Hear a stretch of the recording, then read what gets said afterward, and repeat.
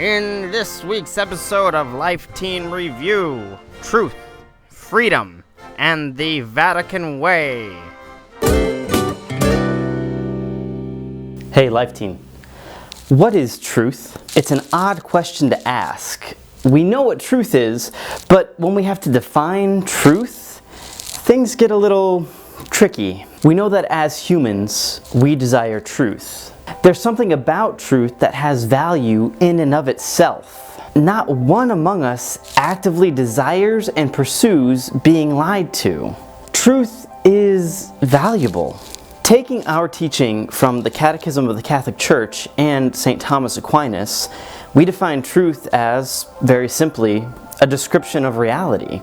Or more specifically, truth is a description of reality as it objectively is.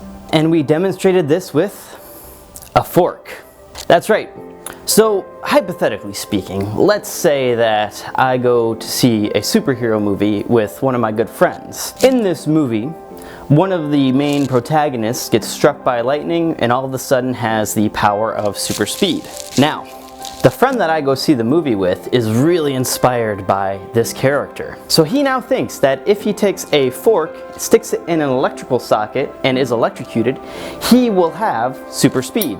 He believes it is true that if he does this action, sticking a fork in an electrical socket, he will be electrocuted, but instead of dying, he'll receive superpowers. Regardless of what he believes to be true, the reality is electrocution. So now the question is, what's my responsibility when I see my friend doing this?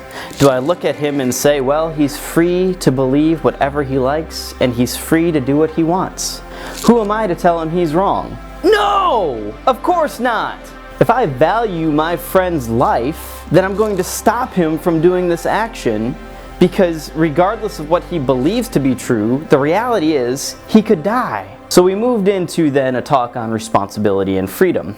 What's our responsibility when we see our friends doing acts that are objectively wrong? Ultimately though, I think we misunderstand what freedom is. We think that freedom is the ability to do whatever we want, whenever we want it, without fear of consequences. But this is not what the Catholic Church teaches. The Church teaches that freedom isn't about doing whatever you want. Freedom isn't even about choosing between good and evil.